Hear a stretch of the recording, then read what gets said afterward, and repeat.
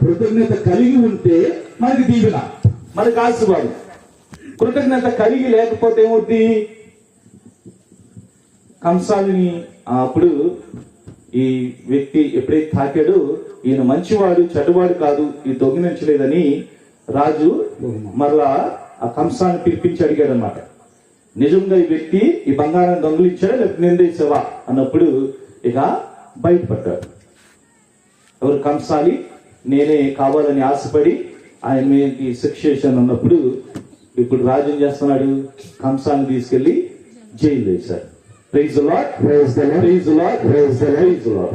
కాబట్టి కృతజ్ఞత అనేది మనలో ఎప్పుడైతే ఉంటుందో అప్పుడు మనం దీవించబడతాం. కృతజ్ఞత అనేది మనలో లేదనుకోండి, అప్పుడు మనము శిక్షించబడతాం. కాబట్టి మనం ఏం చేయాలి? ఇప్పుడు కృతజ్ఞత తెలపాలా వద్దా? తెలపాలి. Praise the lord, praise the lord, praise the lord. ఎంతమంది రోజు దేవునికి కృతజ్ఞత తెలుపుతున్నారు? అసలు నిర్మోహమాటంగా చెప్పేస్తున్నారు. లేదండి, చెయ్యెత్తడు కూడా మరి ఇష్టపడుతున్నా. కాబట్టి దేవుడు మనం దీవించాడు. అవునా? ఈ రోజు ఈ సమయంలో ఇక్కడ మనము జీవంతో ఉన్నాం, ప్రాణంతో ఉన్నాం. దానికి కారణం ఎవరు? దేవుడు. అవునా? మన కళ్ళ ముందే చూస్తున్నాం, చాలా మంది చనిపోతున్నారు. ఈ రోజు కూడా మరి కొండపావులూరులో ఒక వ్యక్తి చనిపోయారు. మన కళ్ళ ముందు చాలా మంది చనిపోతున్నారు, కానీ మనం ఇంకా బ్రతికి ఉన్నాం. దానికి కారణం ఏంటి? దేవుడు. దేవుడు దీవిస్తేనే మనం జీవించగలం. ఎందుకని? ఈ దేవుడు ఇచ్చినటువంటి ప్రాణం ఇది. ఒక తల్లి కడుపు నుంచి మనము జన్మిస్తూ ఉన్నాం. కాబట్టి ప్రియ సోదరి సోదరులారా, దేవుడు మనకి అనేక మేలులు చేస్తున్నాడు. మనకి జీవాన్ని ఇస్తున్నాడు, శ్వాసను ఇస్తున్నాడు, ప్రాణాన్ని ఇస్తున్నాడు. లేకపోతే ప్రతిరోజు కూడా మనం భుజించడానికి ఆహారాన్ని ఇస్తున్నాడు.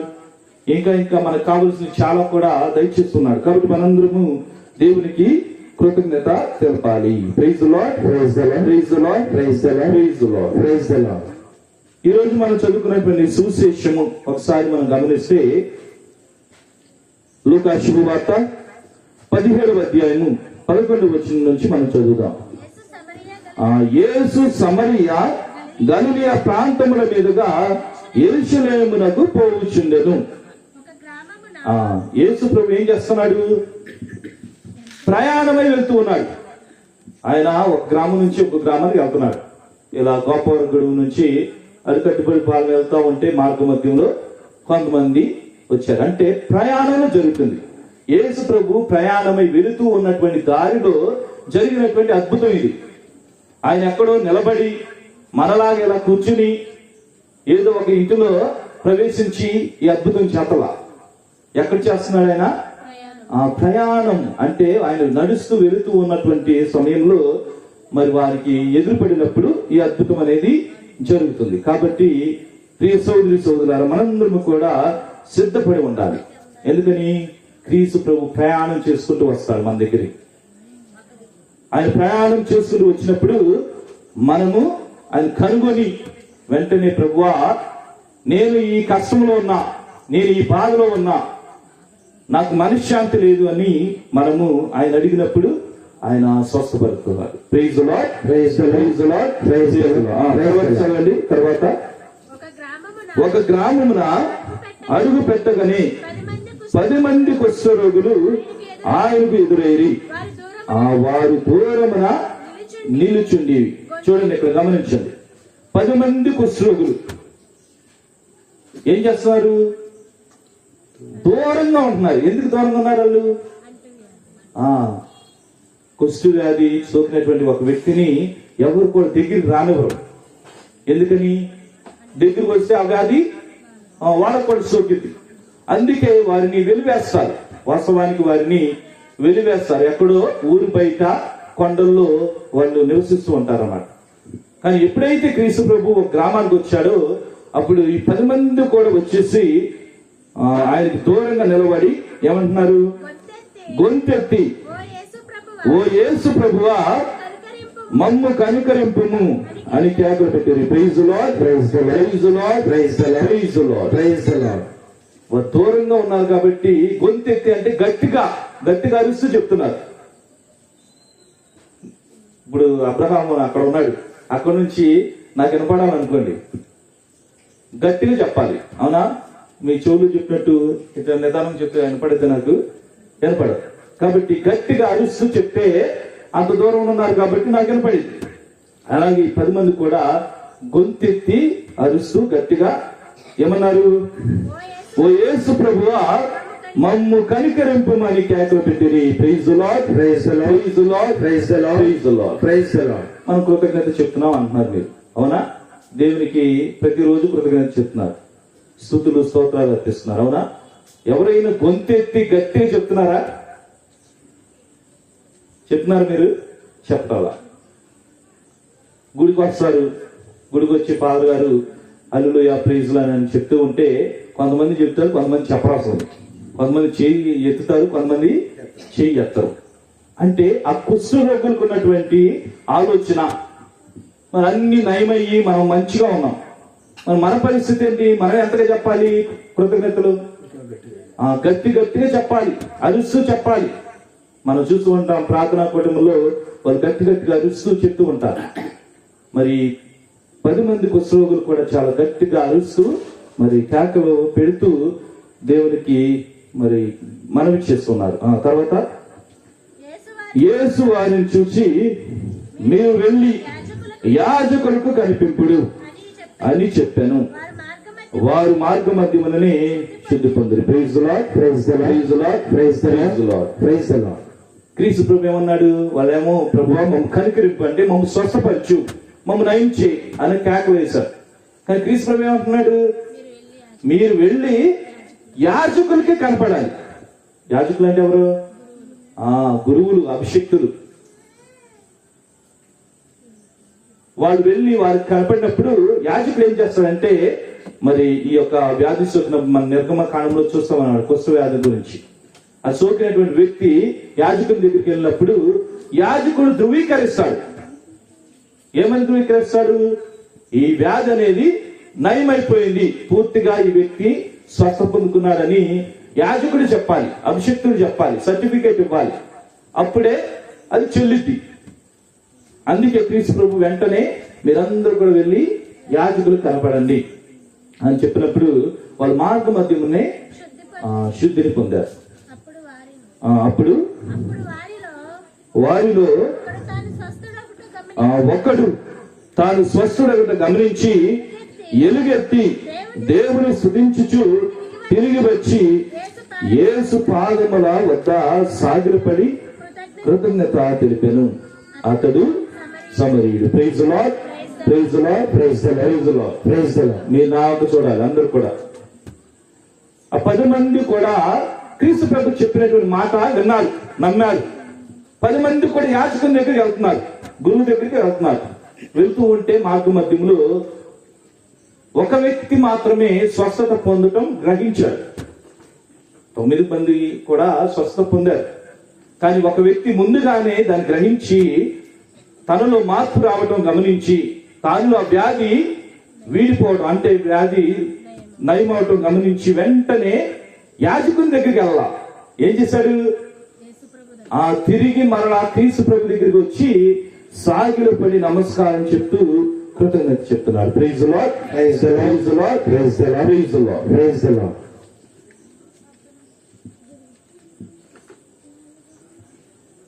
అందరూ నా వంక చూడాలి. ఇప్పుడు ఈ వ్యక్తి ఎవరంట? సమరీయుడు. సమరీయులు అనే వాళ్ళు అన్యులు అన్నమాట. ఆ కాలంలో యోధా మతం ఒక్కటే దేవుని స్తుతించడానికి, ఆరాధించడానికి అర్హత పొందినటువంటి ఒక మతం. వేరే మతాలన్నీ కూడా అన్ని మతాలు, ఇంకా వారికి అవకాశం లేదు. వారు దేవుని పూజించలేరు, దేవుని ప్రార్థించలేరు, దేవుని చెంత కూడా రాలేరు అన్నమాట. మరి అటువంటి ఒక అన్యుని కూడా క్రీస్తు ప్రభు అక్కడ స్వస్థపరచడం మనం చూస్తూ ఉన్నాం. అంటే పొరుగు దేశం వాళ్ళని. ప్రియ సోదరి సోదరులారా, కాబట్టి మరి మనము కూడా అన్యులమే, మనందరం కూడా అన్యులమే. మనందరం యూదులం కాదు, యోధా మతానికి చెందినటువంటి వారు కాదు. కాబట్టి క్రీస్తు ప్రభు మరి ఎవరినైనా నయం చేయగలడు అనడానికి సాక్ష్యమే ఈ యొక్క వచనం. తర్వాత చదవండి. అప్పుడు యేసు 10 మంది శుద్ధులు కాలేదా? మిగిలిన 9 మంది ఎక్కడ? తిరిగి వచ్చి దేవుని స్తుతించువాడు ఈ విదేశీయుడు ఒక్కడేనా అనెను. అంటే విదేశీయుడు ఒక్కడే. 9 మంది శుద్ధులు కాలేదా? మరి 9 మంది ఎక్కడ? అంటే ప్రియ సోదరు సోదరులారా, ఈ రోజు మనము గమనించాల్సింది, అర్థం చేసుకోవాల్సింది ఏంటంటే, 10 మందిని దేవుడు ఆశీర్వదిస్తే, 10 మందిని దేవుడు స్వస్థపరిస్తే, చివరికి ఎవరు కృతజ్ఞత చెప్పింది ఎంతమంది? ఒక్కలే. దాని అర్థం ఏంటి? చాలా తక్కువ మందే కృతజ్ఞత భావం కలిగి ఉంటున్నారు. చాలా తక్కువ మందే దేవునికి కృతజ్ఞత తెలుపుతున్నారు, స్తోత్రాన్ని తెలుపుతున్నారు, వందనాలు అర్పిస్తున్నారు. కానీ మిగిలినటువంటి వారు లేదు. ఇప్పుడు మనం గమనించాలి ఏంటంటే, మన వైఖరి కూడా ఇంతే, ఎలాగ ఉంటుంది. మన వైఖరి కూడా ఎలాగ ఉంటుంది. ఎలా? మీ నామకు చూడండి, మన వైఖరి ఎలా? మీరు ఎవరు కూడా లేకమాకండి, ఎవరైనా లేచారంటే మీకు దెబ్బలు పడతాయి. ఎందుకని మీరు లేస్తే వాళ్ళందరూ మిమ్మల్ని చూస్తున్నారు, నన్ను చూతలా. మన వైఖరి కూడా ఇంతే. 10 మందిలో ఒక వ్యక్తే దేవునికి స్తోత్రాలను అర్పిస్తున్నాడు, కృతజ్ఞత తెలుపుతున్నాడు. మనందరూ కూడా దేవుని పరిగెత్తుకుంటూ వస్తాం. దేనికి వస్తున్నాం? దేవుని దగ్గర ఎందుకు పరిగెత్తుకుంటూ వస్తున్నాం? ఆశీర్వాదం కోసం. మన జీవితంలో ఏదో కష్టం ఉంది, కుటుంబంలో శాంతి లేదు, ఆర్థిక సమస్యలు, లేకపోతే అనారోగ్యం, ఇంకా ఏ సమస్యలు ఉంటాయి. వెంటనే మనం దేవుని దగ్గర పరిగెత్తుకుంటూ వస్తాం. ఏమని? ఆశీర్వాదం కోసం. స్వస్థపరచు, నాకు ఈ సమస్యను దూరం చేయి అని మనం దగ్గరికి వస్తాం, ప్రభుని ప్రార్థిస్తాం. ప్రభు మనం ఆశీర్వదిస్తాడు, ఆ సమస్యను తీసేస్తాడు. కానీ ఏం చేస్తున్నాం? తర్వాత అయిపోయింది అక్కడితో. నాకు కావాల్సి నాకు వచ్చేసింది, నా వ్యాధి నయమైపోయింది, నా ఆర్థిక సమస్యలు తీరిపోయాయి, ఇక దేవుడితో నాకు సంబంధం లేదు. ఇదే మన జీవితం. కాబట్టి ఇటువంటి జీవితాన్ని మనం ఇక్కడ అనుభవిస్తే దేవునికి తెలుసు, ఎవరికి ఎప్పుడు ఎలా లంపకాయ వేయాలో ఆయన తెలుసు. అవునా? ముట్టికాయ వేయాలో ఆయన తెలుసు. ఈ సమయానికి నువ్వు బాగుపడేవు కాబట్టి జీవితం అనేది అయిపోలా, ఇంకా ఉంది. ఉందా లేదా? ఉంది. మరి ఈ రోజుల్లో పిల్లలు చదువుకుంటూ ఉన్నారు. మరి తపస్వి 10వ తరగతిలో పాస్ అవ్వండి, మనందరికీ తెలుసు. దాని కృతజ్ఞతగా మరి దేవునికి స్తోత్రాన్ని అర్పిస్తూ ఉంది. మరి ఒక వ్యక్తి ఒక సబ్జెక్ట్ ఫెయిల్ అయ్యాడు అనుకోండి, ఏం పరిస్థితి? సంవత్సరం అంతా చదువుతాం, కష్టపడి ట్యూషన్లని అవని ఇవని అన్ని కూడా మరి తల్లిదండ్రులు బిడ్డలు చదువుకోవాలి, బాగుపడాలి, ఉద్యోగం సంపాదించాలని ప్రోత్సాహం ఇస్తారు. కానీ చివరికి ఒక సబ్జెక్ట్ ఫెయిల్ అయ్యామనుకో, ఏమవుతుంది అప్పుడు? బాధపడతారా? లేదు, మీరు బాధపడతారా? అసలుకి చదువుకోకుండా రాసినోడు కూడా బాధపడతాడు. ఆ సమయంలో చదవడు కానీ వెళ్ళి పరీక్షలు రాస్తాడు, పరీక్షలు రాసి ఫెయిల్ అయ్యానని బాధపడతాడు. మనం చదువుకోవాలి, సిద్ధపాటు కలిగి ఉండాలి ముందర. అవునా? మన కృషికి ప్రతిఫలం అనేది దేవుడు ఇస్తాడు. కాబట్టి మనం చేసేది తక్కువ, మనం ఆశించేది ఎక్కువ. అటువంటి జీవితాన్ని దేవుడు మెచ్చుకోడు. కాబట్టి ప్రియ సోదరి సోదరులారా, మనందరికీ తెలుసు, పరిశుద్ధ గ్రంథంలో క్రీస్తు ప్రభు కూడా చాలా సందర్భంలో దేవునికి కృతజ్ఞతలు తెలిపాడు. మనము మరి వచ్చినాను వాక్యాన్ని చదువుకుంటే లూకా శుభవార్త 10వ అధ్యాయము 21వ వచనం.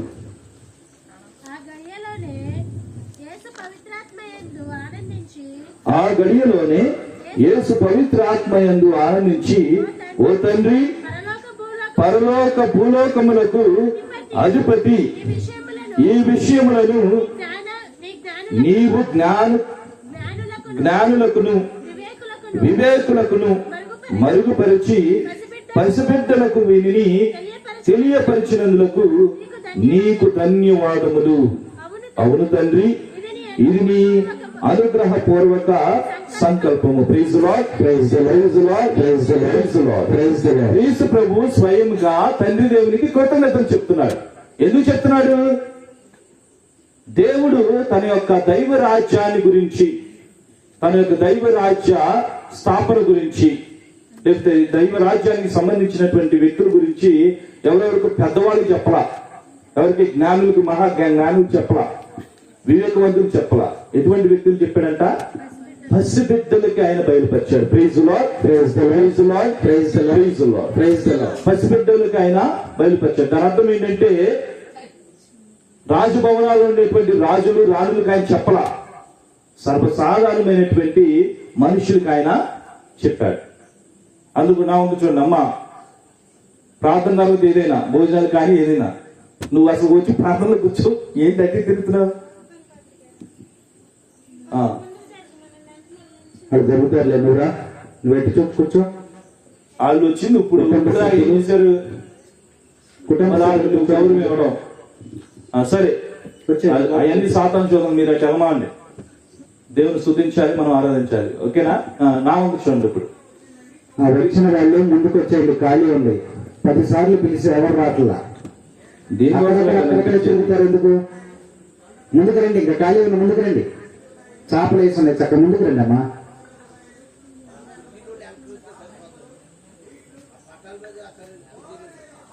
సరే సరే, వినండి వినండి.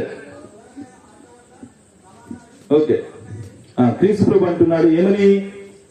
ప్రభువా, నీవు పెద్ద పెద్ద వ్యక్తులకి, జ్ఞానవంతులకి ఈ విషయాలు బయలుపరచలా, చిన్నపిల్లలు బయలుపరచు. అంటే ఎక్కడో రాజభవనంలో ఉండేవాడు, కలెక్టర్లకు లేకపోతే రాజకీయ నాయకులకు ఆయన చెప్పలా.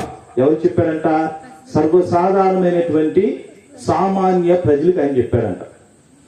సర్వసాధారణమైనటువంటి సామాన్య ప్రజలు ఎవరు? పేతురు గారు ఎవరు? సాధారణంగా బ్రతికేటువంటి ఒక వ్యక్తి, చేపలో పట్టుకుని జీవించేటువంటి వ్యక్తి. ఆ వ్యక్తికి తెలియపరిచాడు. అది క్రీస్తు ప్రభు ఇక్కడ బోధించేది. అందుకే ఆయన దేవుని కృతజ్ఞతలు చెప్తున్నాడు. ఇంకా ఇంకో సందర్భంలో మరి 5,000 మందికి ఆహారాన్ని పంచిపెట్టినప్పుడు కూడా మరి మనం చూస్తూ ఉంటాం. యోహాను శుభవార్త 6వ అధ్యాయము 11వ వచనం.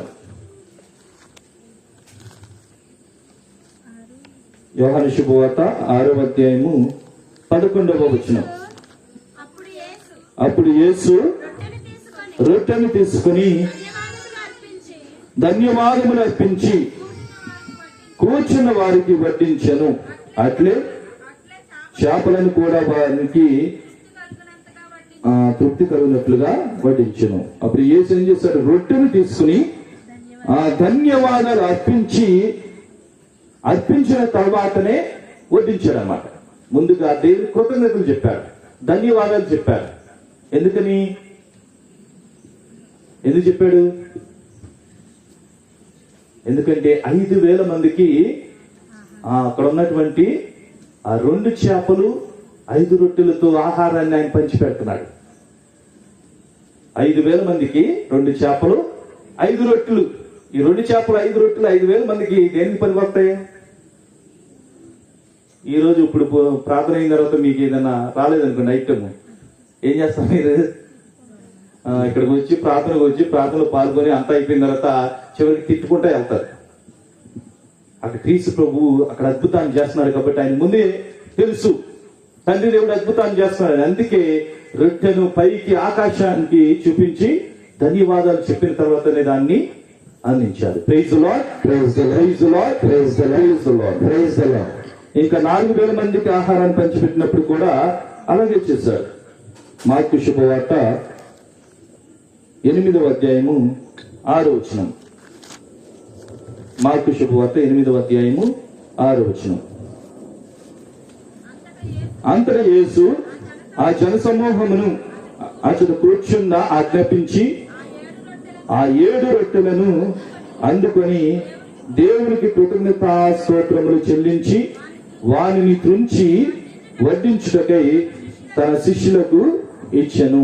వారట్లే వడ్డించిరి. Praise the lord, praise the lord, praise the lord, praise the lord. మరలా ఇక్కడ క్రీస్తు ప్రభు ఏం చేస్తున్నాడు? ఇప్పుడు 7 రొట్టెలను తీసుకుని ఆకాశం వైపు చూపిస్తూ కృతజ్ఞతా స్తోత్రములు చెల్లించిన తర్వాతనే వాటిని వడ్డిస్తున్నాడు. Praise the lord, praise the lord, praise the lord, praise the lord, praise the lord. ప్రియ సోదరి సోదరులారా, దివ్య బలి పూజలో కూడా అదే జరుగుతుంది. గురువు ఏం చేస్తాడు? రొట్టెను తీసుకుని ఆశీర్వదించి కృతజ్ఞతలు చెల్లించి తర్వాత పంచిపెడతారు. కాబట్టి కృతజ్ఞతా బలి అని మనం అంటాం. దివ్య బలి పూజను ఏమంటాం? కృతజ్ఞత బలి. అంటే కృతజ్ఞతగా మనము దేవునికి అర్పించేటువంటి దివ్య బలి. అందుకే దివ్య బలి పూజ కూడా చాలా ముఖ్యమైనది. దివ్య బలి పూజ మనం పాల్గొవాలి. దివ్య బలి పూజలో మన దేవునికి కృతజ్ఞతలు స్తోత్రాలను అర్పిస్తూ ఉన్నాం. ఇంకా లాజరును లేపినటువంటి సందర్భంలో కూడా యోహాను శుభవార్త 11వ అధ్యాయము 41వ వచనం. అంతటా వారు రాతిని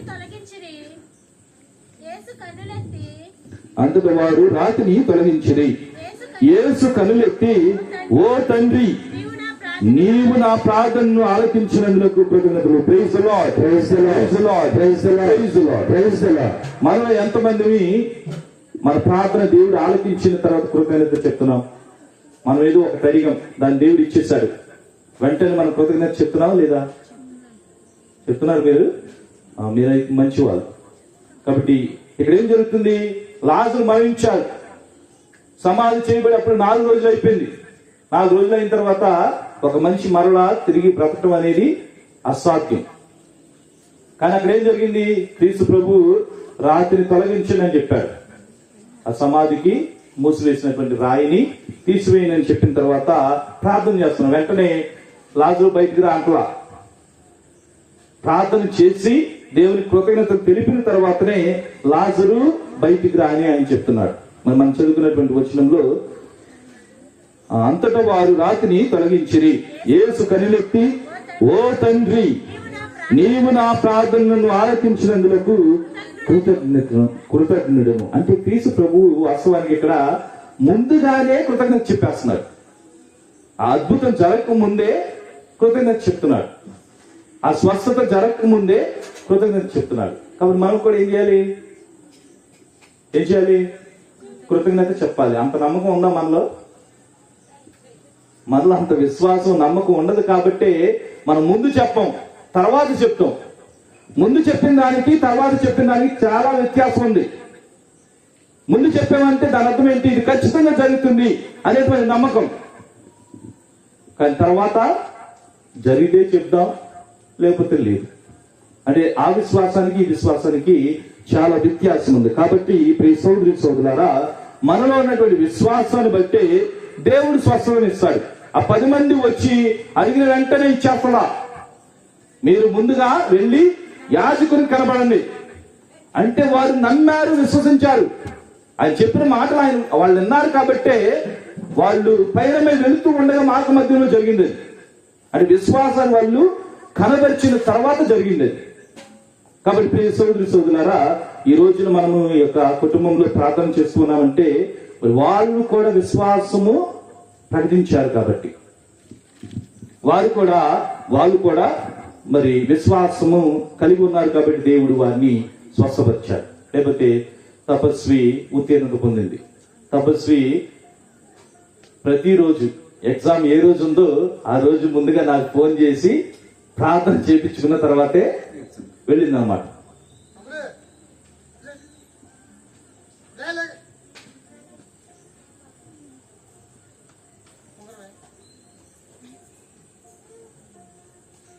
అందరూ నా కూర్చోండి.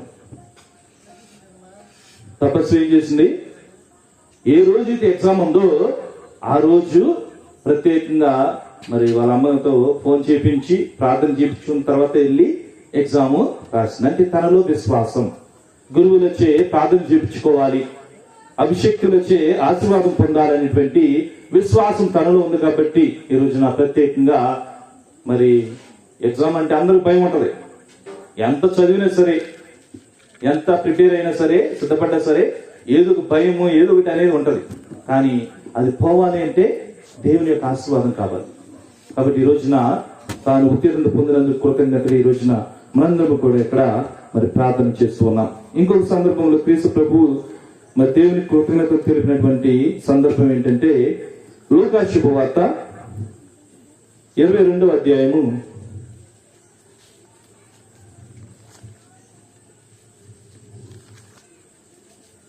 22 17వ వచనం నుంచి మనం చదివితే, ఆయన అప్పుడు ఆయన పాత్రమును అందుకొని పాత్రమును అందుకొని కృతజ్ఞతాస్తోత్రములు చెల్లించి కృతజ్ఞతాస్తోత్రములు చెల్లించి దీనిని తీసుకొని దీనిని తీసుకొని పానము చేయుడు. మీరు పానము చేయుడు. ఏలైనా ఇది మొదలు దైవ రాజ్యము వచ్చే వరకు ఈ ద్రాక్షారసమును నేను చవి చూడనని మీతో నిశ్చయముగా చెప్పుచున్నాను అనెను.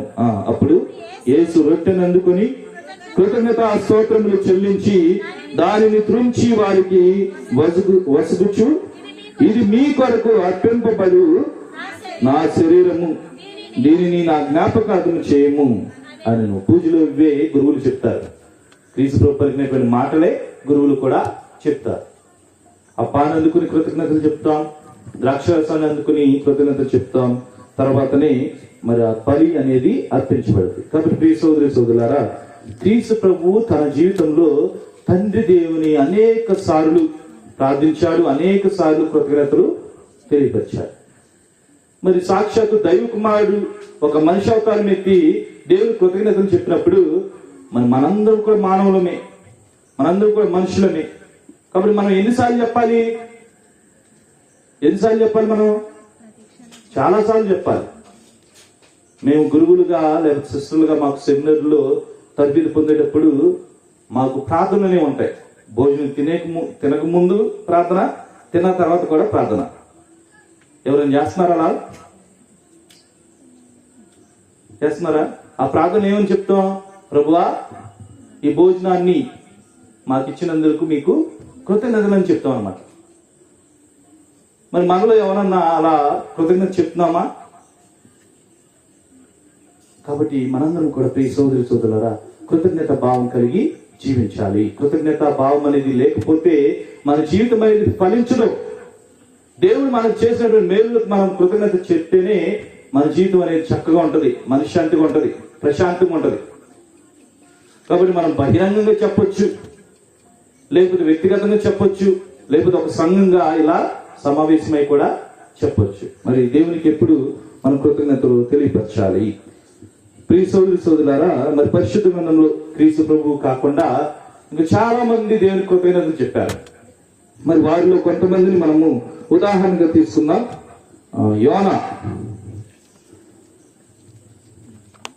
యోనా గ్రంథము 2వ అధ్యాయము 9వ వచనం. ఎక్కడ ఉంది యోనా గ్రంథం? ఉందా? ప్రస్తుతం మనం తక్కువగా చదువుతాం కాబట్టి మరి ఇటువంటి సందర్భంలోనూ మనం ఎక్కువగా చదవడానికి ప్రయత్నం చేయాలి.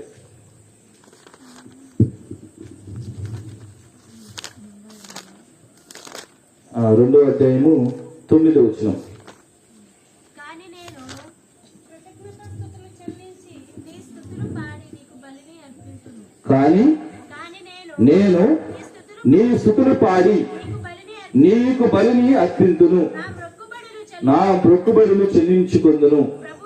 ప్రభు నుండి రక్షణము లభించును. Praise the lord, praise the lord, praise the lord, praise the lord, praise the lord, praise the Lord. యోనా ఏమంటున్నాడు? యోనా ఎవరు?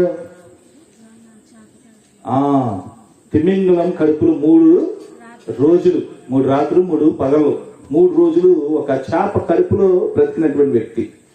అది ఆశ్చర్యం, అద్భుతం. అవునా? మళ్ళీ ఎవరైనా చేప కడుపులో జీవించగలమా? యోనా జీవించాడు. కాబట్టి దాని కృతజ్ఞత ఆయన చెప్తూ ఉన్నాడు. ఏమంటున్నాడు?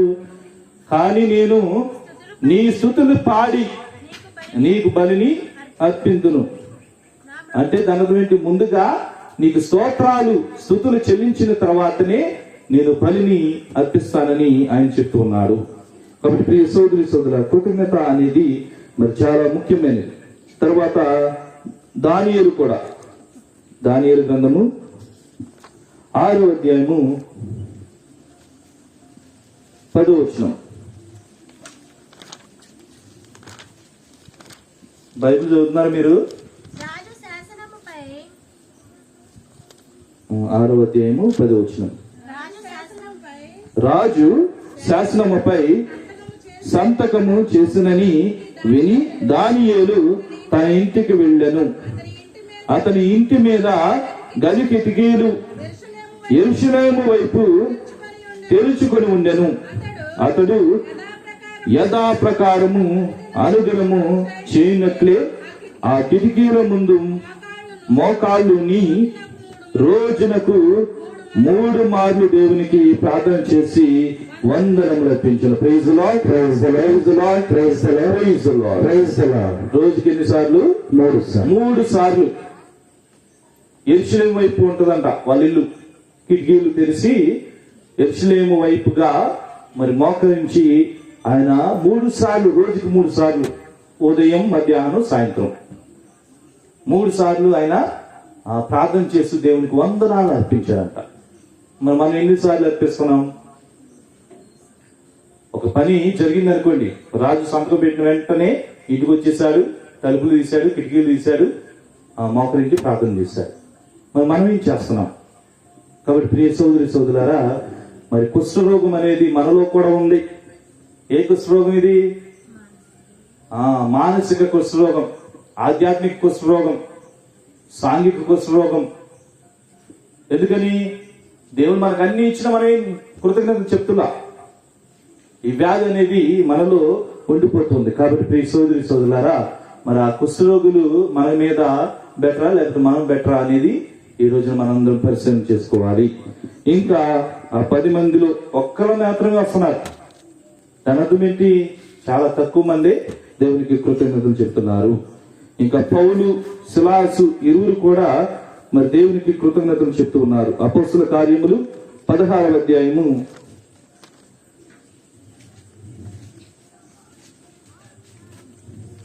25వ వచనం. దాదాపు అర్ధరాత్రి వేళ పౌలు సిలాసులు ప్రార్థించుచు దైవ స్తుతి గీతములను పాడుచుండగా తక్కిన ఖైదీలు వారిని వినుచుండిరి. Praise lord, praise the lord, praise the lord, praise the lord, praise the lord. మనం మన ఇంటిలో ఉండే మనం దేవుని కృతజ్ఞత చెప్పలేం. మనము మన దేవాలయంలో ఉండే దేవుని కృతజ్ఞత చెప్పలేం. కానీ పౌలు సిలాసులు ఎక్కడున్నారు? జైల్లో ఉన్నారు, చెరసాలో ఉన్నారు. ఇద్దరు కూడా స్తుతులు ప్రార్థన చేస్తుంటే జైల్లో ఉన్న వాళ్ళందరూ కూడా వింటున్నారంట. కాబట్టి ప్రియ సోదరి సోదరులారా, కృతజ్ఞత అనేది మనము అన్ని వేళలా చెప్పాలి, అన్ని చోట్ల చెప్పాలి. ఎప్పుడు చెప్పాలి, ఎలా చెప్పాలి అని అడుగుతారు మీరు. అవునా? ప్రతి నిత్యము మనము దేవుని కృతజ్ఞత చెప్పాలి. ఎందుకంటే ప్రతి నిత్యం కూడా మనము శ్వాస తీసుకుంటున్నాం. అవునా? శ్వాస అనేది దేవుడు ఇచ్చినటువంటి వరం. కాబట్టి మనము ఎక్కడున్నా సరే, ఏం చేసినా సరే, ఎటువంటి సందర్భంలో అయినా సరే దేవునికి కృతజ్ఞత చెప్పాలి. కాబట్టి ప్రత్యేకంగా ఈ రోజున మనందరూ కూడా ఆహ్వానించుకొని దేవునికి స్తుతులను స్తోత్రాలు అర్పిస్తున్నటువంటి ఈ కుటుంబాన్ని దేవునికి అర్పిస్తూ ప్రార్థన చేద్దాం.